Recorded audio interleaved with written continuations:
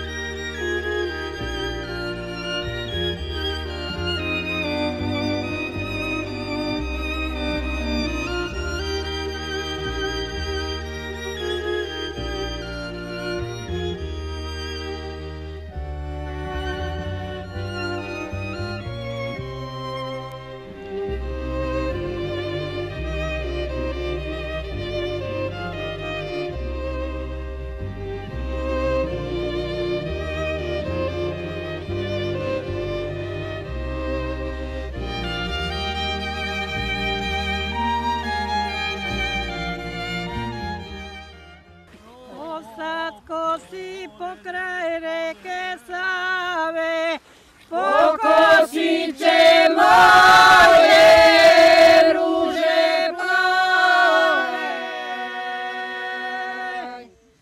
Pokosit će moje ruže plave. Okrenuo u koci da gleda ovako, a ne gore. Moraš lomiš ruku. I tako i daleko nakon. Oj, kosa kosi, dijete li nutra, oj, pokosit će moju ružu plavu.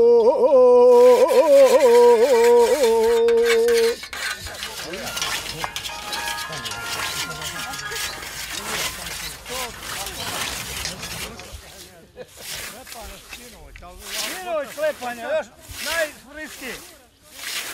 Polako gene polako, prišao s polako, mora malo. Dobar prođe, momak, svaka. Samo je ga uženčio. Zdravo ljudi. Hvala, živio. Ovo je onaj što bija međene po selu, znaš ti. Hvala kad se sjetio da nam doneseš ovako da probamo. Nije i pobio sve, ima još. Živio. Evo, danas ćemo mi jednog ovu. Nismo još, imamo još. Živio Marko, hvala za poštenje. Bog te. Čuvoj, poveselio. Sretan nam rad ukri. Živio. Živo žuca. Pomoli Bože, daj Bože, poveseli, sreću, lijepo zdravlje, velimo ovako, ne stigu upako, volio Buraj, makar bilo malo i u kraju. Curin prozor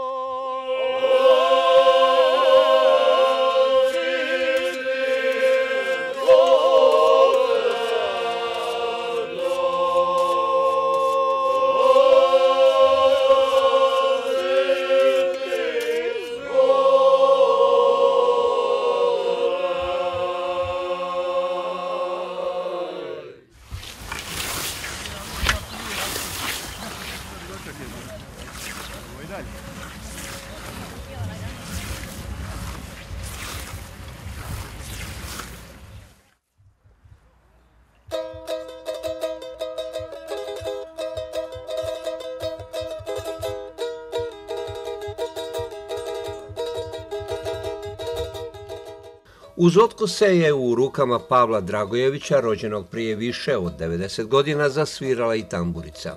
Onako za dušu kosaca, a kako bi se ona razgalila, a kosa postala lakša i ljuća.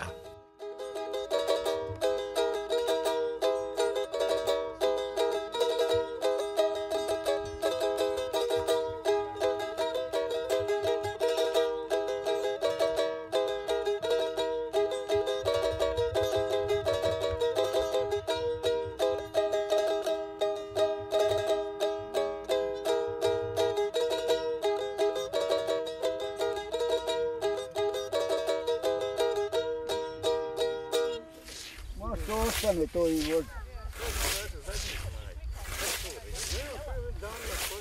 Evo kad kosa brije do zemlje, vidiš ti ovo kako se radi? Rođo! Rođo!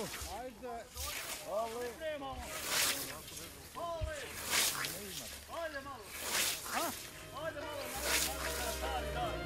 Iako je mehanizacija već uveliko ušla u agrariju, u Miloševu vele da prave kosidbe nema bez kosca i kose, a kako se to i u ovom kraju odvekada radilo. Da, upravo ste, jer vidite, kosa je malo drugačija. Sad pogledajte ovo kako je pokušano. Dobro je, sve zavisi od kosca, kako je oštar kosac, kako uredi kosu, kakvu kosu ima, sve to. Ali prije je bilo, pokupe se klasa kosaca i po 20-25. Ode i pokosi njivo od 52 duluma. Zakolje se 2 janjca i to.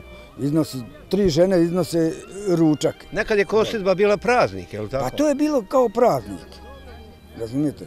Skupi se moba i ajmo. Bilo je plaćanje, nekome plaćanje, neko je išao onako odgarjeti, neko leđa za leđa i tako je to išlo, razumijete? I to je se kupilo. Tako se i kupilo sjeno isto. Isto se pomagalo, išlo je se tako. Ali sada je to sve sasvim drugo. Sad je tehnika ovladala. Sad ima kosilce, kosilce na traktoru, vidite ove vile, pa grablje one, pa to sve je to zamijenilo. Ali vi kose ne ostavljate? Ali mi još to kosimo, ali znate zašto? Hoćemo da otkinemo to od zaborava, da ne bi zaboravili. Evo sad među nama ovdje sad ima onaj mladić, on je išao drugi pored, evo onaj gore. On je 3. razred srednje škole. I ja sam njega pozvao i pitam, hoćeš li učestvovati? Nema veze kako ćeš ti kositi. Sam nek se ovdje među nam. Jer on će sada prenositi to. A on je, njegova porodica sva veliki kosi. Njegov pradjed je bio kosibaša uvijek. On je prvi išao i nema tu, kad je on među kosima, on je prvi. I reci mi Mirko, da li se kosibaša, da li je dobar kosac mogao prije do cura doći? Nije to bilo to, znate. Jer ipak leđa se gledala, djevojke i to. Da, imali smo jednog Milutina Marjanovića, to je stric od Milenka ovog jednog, od ovog što na kapu ima.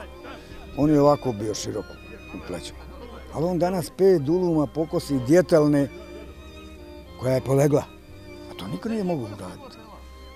On dođe ujutru 6 sati, zakosi i navečer u 8 njiva gotova. Pa Mirko, da li kose leđa ili kosi kosa? Ili umjetnost? Umjetnost i kosa. Ako je znaš poklepat... Ništa na silu? Ništa na silu. Silom možeš donekle, dok ima snage. Ali kad snaga ode, nema ga jaro više. Gotovo je. Nego kosu kad poklepćeš kako treba, pa imaš dobre brusove, sad zavisi sve, vidite ovu travu, to treba brus za to. Pa za krupnju travu, pa za ono zvana sjenokosana sitna, pa za barnu travu, sve trebaju imati bruse. Kosa je danas manje na pijacama, na zborovima? Je manje i teško je danas naći kosu dobro da se potrefi kosa pa da kažeš, sad imam kosu. Ja sam imao kosu 30 godina. 30 godina jednu kosu iz koslace da je nisam mogao više naoštriti. Ko nož? Ko nož, ali kad je pustiš, nema da ostaje, ovca te proklinje, kus prošao. To je, kad se kosa nađe, onda nema, onda je lako. I onda ti ideš ko bi šale. Evo sad vidite ovo, Radovan, ne valja kosa, on ne može, on ima snage, on je snažan, ali ne valja kosa, ne osjeća kako treba i nema tu kosibe. Dragi moji Kosti, hvala vam što ste došli da nam danas pomognete da ovo uradimo, da se othrani koje telce, pa ćemo i koje janjce, pa ćemo onda polako da sjedemo, odmaramo, pijemo i pjevamo, veselimo se, pošto smo i bili veseli, hvala je Bogu, i do sada, i od sada, i da našu tradiciju čuvamo dok je mala, golema i našeg plemena. Hvala vam na dobrodošlici, hvala vam na pomoći, a ja mislim da ćemo nastaviti družiti se i u buduće i nadalje i da ova naša mlađa pokolenja, imamo ovdje i dječaka i omladne koji će nas naslijediti, nadamo se. Ako Bog da. Živio domaćine. Hvala i živjeli, neka nam je sa srećom. Sad ćemo jednu i zapjevat našu. A onda na Radovanovoj livadi ostadoše otkosi i ovo malo priče tek toliko da se nešto ne zaboravi. Sa pjesmom se došlo na livadu, sa pjesmom se sa livade i odlazi.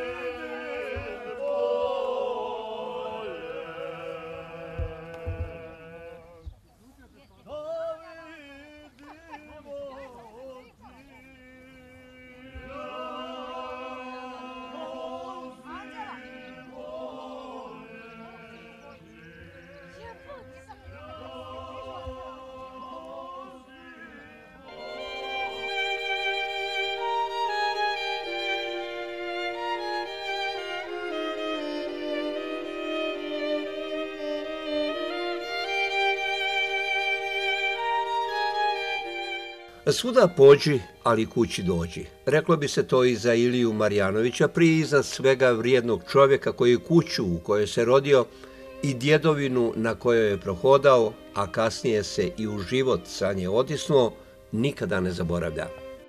Pa nekad je bila dosta teža situacija. Kao mlad krenuo sam, znači, negdje 67. u srednju školu u Banja Luku. Dotad sam radio sa ocom i majkom na ovom imanju koje smo imali. Bilo nas je 5 djece i majka i otac. Završili smo škole, krenuli smo dalje, ali nas još uvijek nas vuče, znači srce vuče ovdje kad dođem pred kući, nekako se osjećam zdravije. I nisam odustao od ovog svega, spustio sam se znači niže nešto, malo od ovog gdje sam rođen, dolje sam napravio kuć, stekao sam 3 djece, ali što kažete, najviše me vuče kad dođem pred ovu moju kuću, našu kuću gdje sam rođen. Nekada ovca nije imala gdje da se napase, trava se nije mogla nakosti jer sve bilo je blaga toliko, bilo je svega, danas je sve to zaraslo. Ne do Bog da neko vidi ovo sve što je ostavljeno. Nešto ste malo prepričali za oca, prevrnuo bi se u grobu da... Tačno je što kažete, i ja kad naiđem ovdje ovim putem i vidim bašče koje su zarasle od trave i ostalo, a kažem vam, tu nije se moglo vidjeti travka, znači od ovca, krme, krava, sve je to pašeno, sve je bilo čisto. Kroz ovu bašču se mogu pogledati sve kuće koje su bile od naselja. Međutim, sad je to sve drugačije. Šta će biti dalje, to ne znam, nisam siguran kako se dalje odvijati, ali mislim da omladina odlazi, šta se dešava, ili nemamo naraštaja, ili nemamo navike za posao. Eto nas ovo još što je nekih godina, šta ja znam, od 50 do 70 Vilice i starijeg čovjeka koji još gajimo tradiciju i borimo se da malo održimo to. Čak savjetim i svoju djecu koja žive u Banja Luci, vraćajte se, ostanite ovdje, održite ovo što imamo. A i nije daleko Banja Luka? Nije daleko. To je neki, recimo, od mog stana u Boriku koji imam, to ti je neđe 11 km. Ali eto, djeca obećavaju da će održati ovo što imamo, ali sumnjam, to vam onako kažem. To je to što mogu reći. Prvih poratnih godina, poslije drugog rata naravno, ovdje je bilo, čini mi se, 150 učenika u školi. Jeste u školi. Danas nema nijedan se nije upisao. Mislim da nije se ni upisao nijedan, a bilo je nekada, znači bila su 4 razreda. Znači 1., 2., 3. i 4. Pošto sam i ja pohađao tu školu, poslije rata, znači to je, znači ja sam bio tu 60. godine, da, 60. znači bio sam prvi, jel tako, razred, da, tako je, prvi razred. Tad nas je bilo ta neka cifra 150 i možda i više. Međutim, evo sad ste vidjeli šta se doživilo, škola će ostati prazna. Šta se dešava u novom našem, nije mi jasno, eto je to.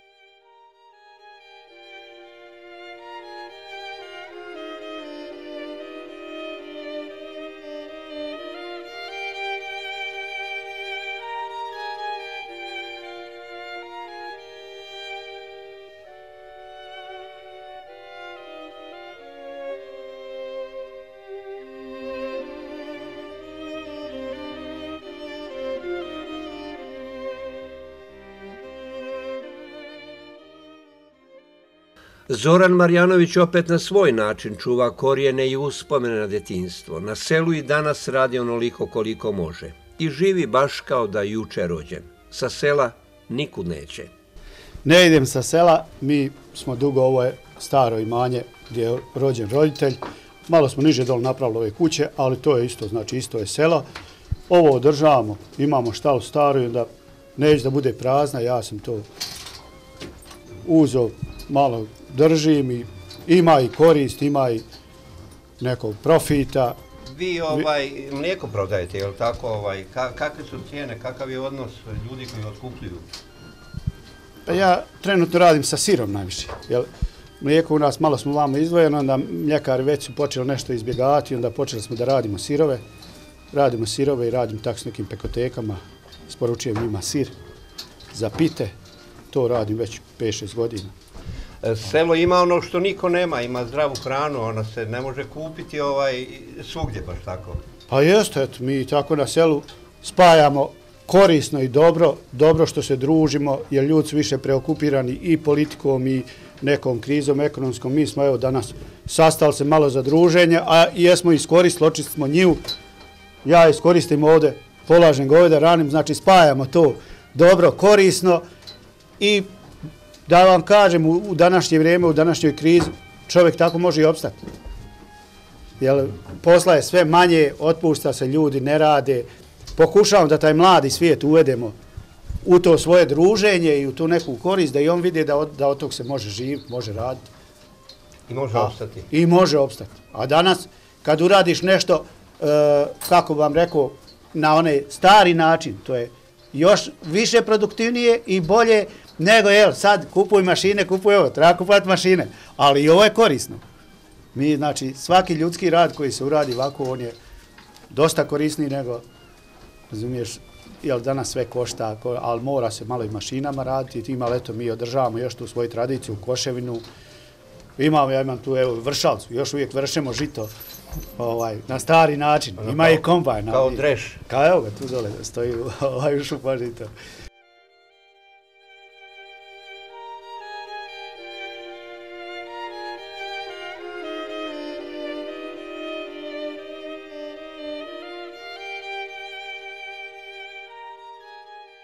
Među koscima u Miloševu je bio i Goran Milovuk. Ne zna se čime vještije barata, kosom ili mašinama u radionici od koje žive on i njegovi. Ni Goran, rodni kraj i korijene nikome ne da. Boštačka, nikome. Ostajem tu gdje sam, tu sam ponikao, tu sam ostao, tu ću ostati. Ovo što radimo, to nam je 4. godina u našom selu u običajima. A većinom odavde krećemo sa tim našim poslovima popravljanja mašina, traktora, kosilica, svašta nešto što se dešava tu je. Ovaj podrum hrani čitavu familiju? Čitavu familiju. I školuje djecu i sve? Ja sam na birovu, jedna ćerka na fakultetu, jedna u srednjoj školi, jedna radi i školuje se, supruga radi, majka ima penziju i tako da odavde živimo i radimo. Kako je danas na selu? Sela su prazna, sela puste svake godine, međutim, ipak ima nekih Gorana koji ne daju da se sela ugase. Pa znate šta, sila omladine u selu koja možda bi htjela, ali nema uslove da radi ove poslove. Većinom su zauzeti nekim drugim poslovima. Ja volio sam da nađem 2 momka da ih naučim ovim poslovima. i ovoj tokarenju, i ovoj bravari, i varenju. Ima tu aparata još i za argon, i za CO2, i za elektro, i autogen. Uglavnom, da li su djeca odlaze školom, pa ovo ih ne veže, ali ima i koji nam priđu, koji dođu, koji pogledaju, da se nauče da pokose, da zapjevaju s nama, da se sastanemo, da odradimo taj neki dio posla koji možemo zajednički. I sve u svemu nismo u nekoj zavadi i nismo u nekome, pomažemo se. Ovdje na zidu je druga Tita slika za Drebankom. Goran za Drebankom, Tito za Drebankom. Pa znate šta, ja sam ipak zanat u vrijeme Titovog života učio. A u jednoj sam firmi dobrovoljno naučio taj zanat univerzalu Banja Lučkom, koji je bio gigant hidrolike i pneumatike. Igrom slučaja desilo je s onog što jest. Ostali smo bez posla, snalazimo se same, borimo se, šta je tu je. Najteže je kad se klone duhom, vi niste klonili duhom. Pa ja mislim da nisam. U kreditu nisam nikom dužan. A tijeku imam.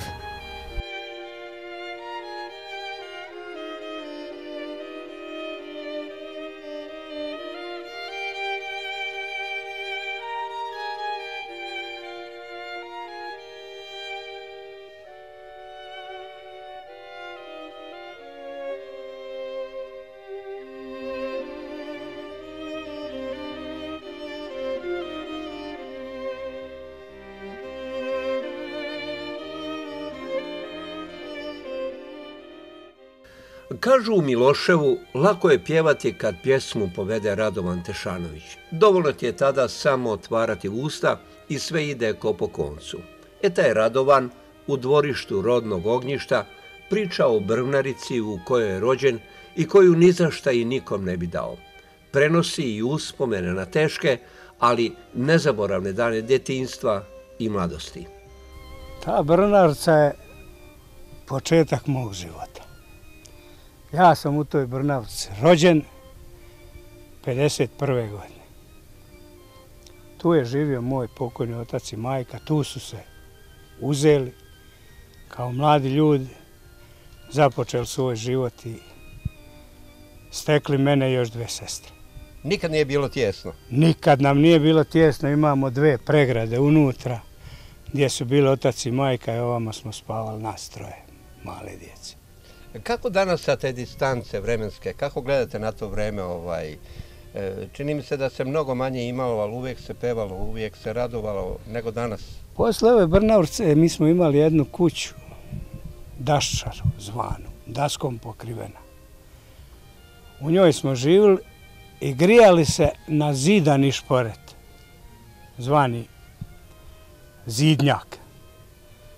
Tu smo živjeli, nikad nismo znali za probleme, sve što smo imali, imali smo tu toplu kuću, jer rođeni smo u Brvnari, a prešli smo u kuću gdje je napraviti zidani šporet koji je grio to, s tim što nije moglo se pokriti ko sada crepom, nekom daskom, ali nam je bilo daleko udobnije i ljepše. I uvijek smo bili zadovoljni. Otac je sam radio, podigao nas troje, školovao nas. Ja sam poslije, kad sam stasao, otišao u svijet. Ali rodni kraj nikad nisi zaboravio? Nikad ga zaboraviti neću. Sad se ponovo vraćam sa daleko većim entuzijazmom i nekakvom mojom ličnom nostalgijom gdje ne mogu da zaboravim ovo. I želim da organizujemo i da se sačuvamo ovo naše selo, ovaj naš, kako da kažem, rodni kraj, odnosno da običaje sačuvamo. Zato smo se danas i sreli, skupili, pravimo ovu kosidbu na mom imanju. Imanje je sad momentalno moja, ali to je sve moj otac skupio uz nas troje hraneć i radeć privatno s konjem. S konjem je zarađivao da bi nas odranio, školovo i ja ovo danas što imam, ja želim na neki način da oživim, da to i dalje krene. Danas je sasvim drugačiji tempo života. Ja živim na zapadu već zadnjih 25-6 godina, ali ništa mi nije slađe od ovog doma. Ovaj dan mi je poseban danas. Koliko potomci vole ovdje ovu djedovinu, koliko potomci poštuju ono što su im radili i od čega su živjeli njihovi preci? Ja sam imao, kako da vam kažem, jednu nesreću, ali i na neki način i sreću. Ovo je druga familija koja je sa mnom. Ženio sam se 2 put, imam odraslu djecu po 30-40 godina staru u Banja Luci, koji su situirani. Sve sam to sneo nekako sa svojim prstima i dan danas dolaze, svi se ovdje skupljamo. Iako nisam sa njihovim majkom, mi smo, evo imam i sina tu i kćeri, svi smo zajedno i svi žele nekako da žive ovdje. I imam namjeru da im, ako bude me poslužilo zdravlje i život, da im popravim i po kuću ovdje. Evo ovdje sam već osnovao za jedno, imam tamo drugo, ovo ću dizat, radit ću i dalje. Dok ja budem živ, mislim da ću moju djecu stvarno ostaviti ovdje, situirati sa nečim da imaju, da se ova tradicija ne ugasi.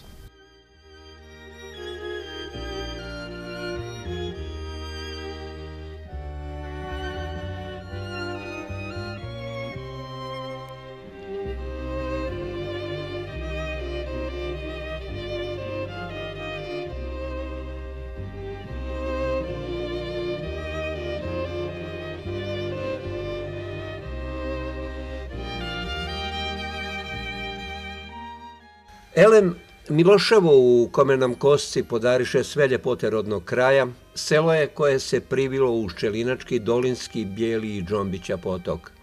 Do kraja Drugog svjetskog rata bio je dio srpskog, a do 86. i Čelinca Gornjeg. Svoj današnji naziv dobio je po narodnom heroju Milošu Dujiću. U selu je Dragojevića, Pajića, Slijepčevića, Marjanovića, Milovuka Džombića, Mikaća, Predića, Tešanovića. 1991. selo je imalo oko 360, a danas još 300 duša više. 1933. na Grabiku je podignuta škola do koje je sagrađen vodovod i to prvi u Čelinačkom kraju. Malo dalje od nje nalaze se ostaci ilirskog grada Zmajevac, jedinog nacionalnog spomenika kulture u Čelinačkom kraju. Najznačajniji ljudi Miloševa su Hajduk Jevto Dujić i njegov unuk Miloš Dujić, narodni heroj Titove Jugoslavije. Uz spomenik sa sabljom uklesanom na mermeru je i priča o velikom junaku Miloševa. Porodica Dujić je čuvena po svom patriotizmu.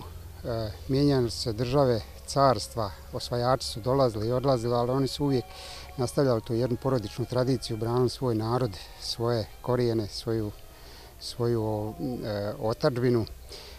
Jevto je jedan od najčuvenijih hajduka u Banjalučkoj regiji. Stari ljudi su pričali da je on bio u četi čuvenog Harambaše Sime Vuksana od Karanovca, da su hajdukovali skroz do Crnih potoka iza Mrkonjića, da je u njihovoj četi bio čak i kralj Petar, oslobodioc Mrkonjić. Jevto je imao tu sreću da doživi pun vijek i za to vrijeme borio se protiv turskih osvajača, protiv Austro-Ugarske i doživio je sudbinu da umre u Kraljevini Jugoslaviji. Njegov praunuk Dragoljub podigao mu je spomenik i tako ostavio jednu uspomenu da se priča o njemu. Priča se i o njegovim nasljednicima, o njegovim potomcima, je li tako? Miloš Dujić, narodni heroj iz Drugog svjetskog rata, unuk je Jeftin. Miloš je poznat u kraju kao jedan delija, čestit čovjek, bio je veoma popularan. Na onu stranu na koju je on išao je narod za njim, poginuo je u Drugom svjetskom ratu. Milošev unuk Miloš, također Miloš Dujić, zvani Mišo, poginuo je u odbrambeno-otadžbinskom ratu kao kapetan Jugoslovenske narodne armije u borbama za Vukovar.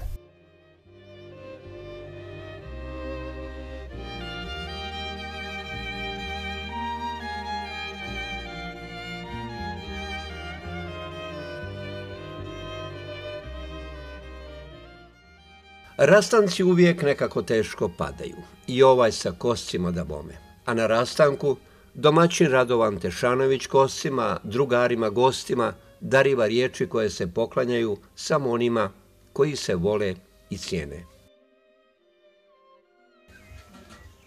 Dragi moji Kosci, gosti, prijatelji, dobri drugovi, hvala vam što ste došli danas kod mene kao domaćina ovdje na ovu njivu, da uradimo malo posla, da se družimo, da se veselimo, da se dogovorimo i dalje kako ćemo sa programom. Želim da vas pozdravim ujedno, da vas zamolim da nastavimo našu tradiciju. Ovo je tradicija našeg sela, naših običaja i naše druženje iz starine. Da jedni drugima dolazimo. Da jedni drugima dolazimo u pomoć, u ispomoć i u dobru i u zlu. Nije samo kao danas da se veselimo i kosimo. Ne daj Bože iz teških vremena da se nađemo jedni drugima na ruci. Hvala vam svima koji ste došli. Evo ja ću ovu flašu dati ovom ovdje starijem čovjeku. To je moj ujak. On je mene učio da se loše ponašam, pa će ja njega za to dobrim nagraditi. Tako ti poštenje od mene, mog doma i mojeg roda. Živi i zdrav bio. A onda se riječi dohvati Mirko Marjanović, nadaleko poznat nazdravičar. Čovjek je to koji, kako to zapisa Borislav Maksimović, prije svega kad besedi mora da procjeni mjeru, jer ona je najveća ljudska mudrost. Mora nazdravičar da se šali, ali uvijek na svoj, a ne na tuđi račun. Tako je to bilo i za Soprom u Miloševu. Živli da bude Bog na pomoći današnji dan na radost. Hvala Bogu, hvala domu, hvala domaćinu koji nam pruži ovo poštenje. U čast Kosibe i našeg saštanka. Da vam Bog dobru dušu, dug ruk, poštenu dušu, svjetla lica među braćom i sestrama. A ne bilo poštenje prvo ni posljednji, već dugo i nepromijenito ako Bog da. Ove godine kaže kako mogu, dogodne kako ih htio i mogo i Boga pomogu. Veli ako je ovdje rakija prepečenica, rodila mu šenica, bjelca, u kuću mu bila muška i ženska dječica, sve bilo živo, zdravo, sretno, veselo i od Boga blagosloveno. Ako je pivice, svjetlo mu lice, ako je neka medovna, je strplo meda, nisi? Prošle godine. Rodilom brdo i dolna, ali ako bude bio poslije, ako nije, ovako ko ja neće imati ništa, to budi sigurno. Živli zdravo budite svi unakolo, zdravo budite svi s nami. Živio Bog te čuo. Ajde Milo strmodljivo.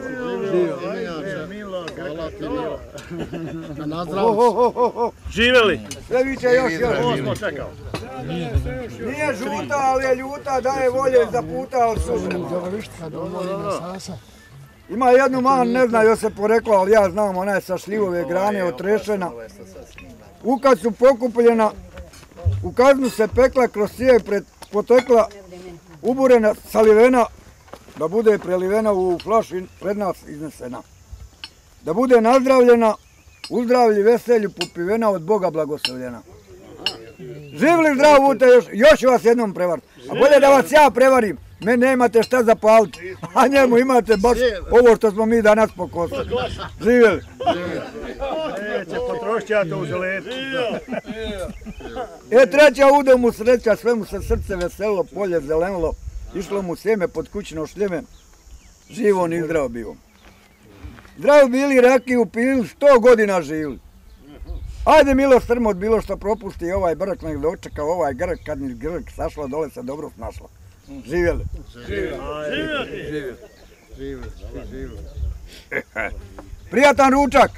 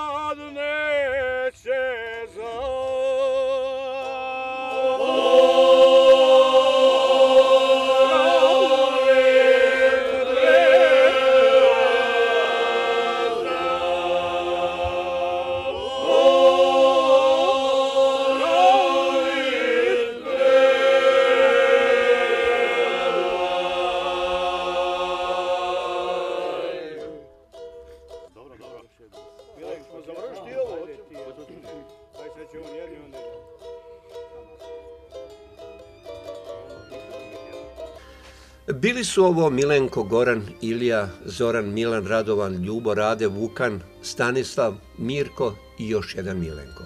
Prije iznad svega Ljudine, kosci njihovog rodnog Miloševa. Ovo su potomci onih koji djedovinu nikada nisu izdali. Ovo su oni koji čine sve da se vatre rodnih ognjišta nikada ne ugase. Bila je ovo priča o kositbi koja je zapravo zavjet i zaveštanje predsima da se korijeni nikada neće ugasiti. Bila je ovo priča o danu kada su Miloševom hodale uspomene na vremena koja se u ovom selu Kočelinca nikada neće ugasiti. Bila je ovo priča o malom, a velikom selu Miloševu i u njemu ljudinama kakvih je malo gdje.